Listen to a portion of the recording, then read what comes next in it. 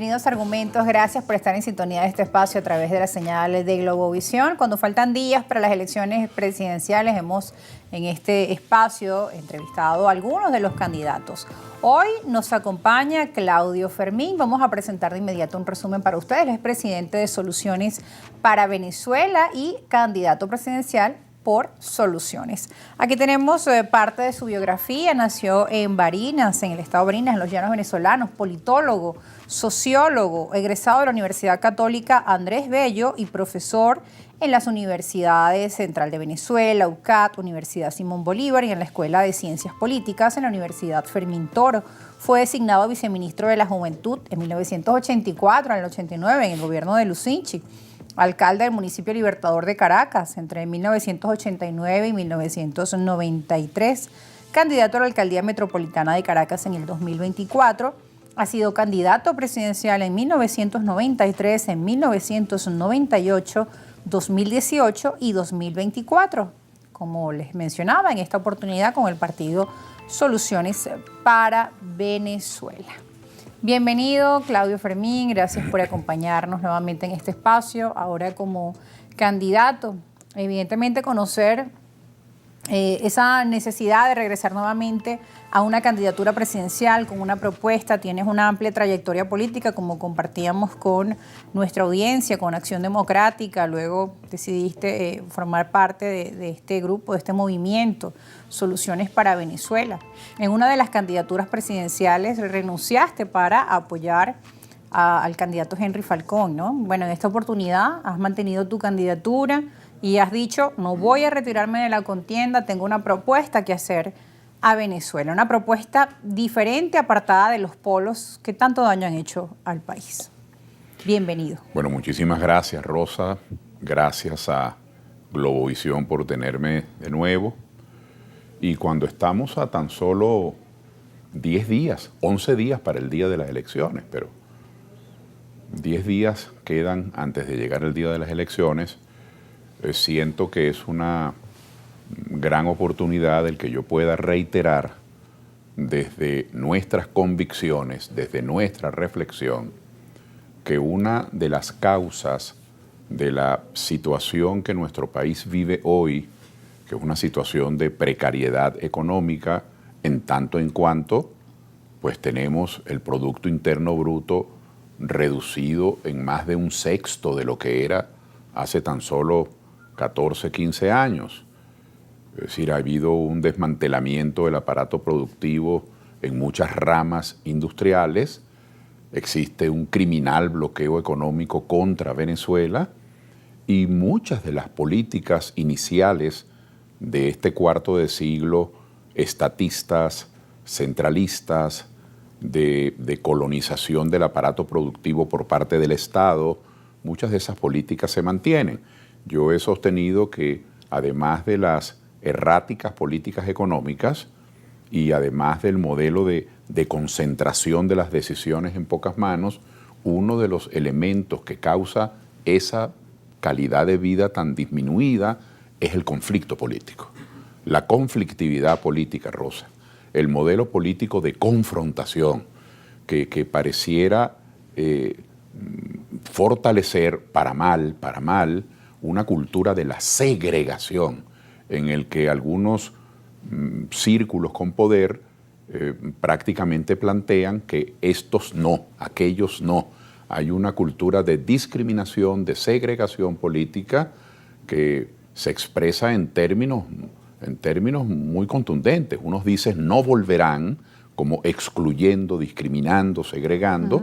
Otros dicen los meteré presos a todos, como también segregando desde la mirada punitiva, represiva, y estos son modelos dañinos. Por eso yo planteo, y quiero reiterarlo acá, que debemos ir hacia una cultura del acuerdo, una cultura del entendimiento. Podemos tener diferencias en 20, 30, muchas diferencias en 30 asuntos, pero podemos construir coincidencias en 4 o 5 asuntos del interés nacional.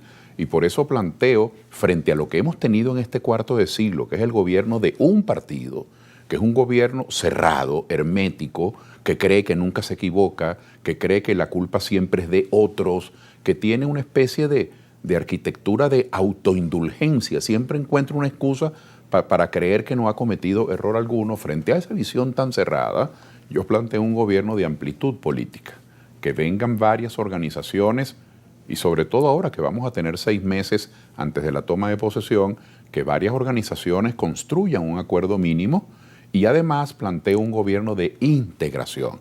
Llamo integración que los factores de la producción, los factores que hacen posible que el país se reactive económicamente, el factor trabajo, el obrero, el empleado, el trabajador intelectual, el gerente, todo lo que son sindicatos, asociaciones de empleados, gremios profesionales, federaciones sindicales. El factor trabajo tiene que estar presente en el gabinete, en la toma de decisiones. El factor capital, el que pone el riesgo, porque puede irle mal en un negocio al empresario, el que se arriesga, el que compra los equipos, el que paga la nómina, el que produce bienes, el que paga impuestos, tiene que estar presente en la toma de decisiones. Hoy día, Rosa, tanto el factor trabajo, sindicatos, cajas de ahorro, federaciones, gremios profesionales, como el factor capital, asociaciones de ganaderos, fedecámaras, con industria, con Secomercio, son meros espectadores en la toma de decisiones.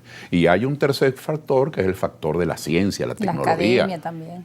Claro, que yo lo identifico a los efectos de personificarlo en este ejemplo en las universidades. Tenemos más de 90 universidades y tecnológicos e institutos de educación superior, y esos consejos de escuela, decanos, rectores, tampoco forman parte de las decisiones. Así que conformar un gobierno de amplitud política y de integración de los factores de la producción es un primer paso para dar confianza, es un primer paso para que la agenda esté suscrita alrededor del interés nacional y no de intereses particulares. ¿Y cómo se llega a esa Venezuela del gran diálogo nacional? Con política. Donde esa confrontación política, esa cultura quede atrás, porque hasta ahora lo hemos visto en la campaña y lamentablemente también cobran muchos seguidores a aquellos factores que entran en pugna, claro, en conflicto, y la polarización mueve también votos. A eso se llega con la política, a eso se llega con la convivencia, a eso se llega con los acuerdos. A eso se llega con el arte de poner por delante el interés nacional. Mire, antes de... Que es el fin de la política. Claro, antes de que la política existiese, me refiero a sindicatos, partidos políticos, parlamentos, constituciones y leyes. Lo que existía era la barbarie, las diferencias entre los seres humanos, religiosas, raciales, étnicas, diferencias militares, territoriales. ¿Cómo se resolvían? Con unas grandes masacres, guerras, batallas. El mundo estuvo, toda la historia del mundo occidental en los últimos 20 siglos, 19 siglos, es una historia de guerras y guerras tras otras.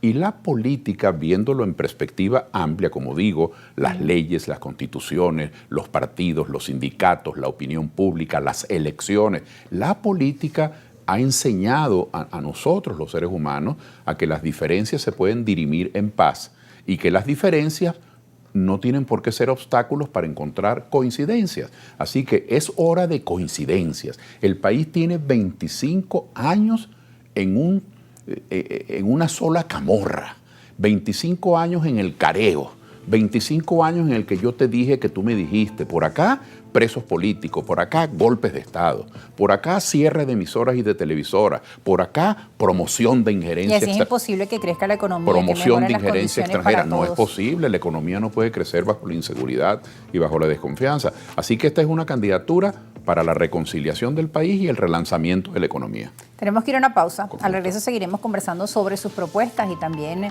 si hay preguntas de nuestra audiencia, recuerden que puede hacerlas a través de nuestras cuentas en redes sociales que ponemos a su disposición.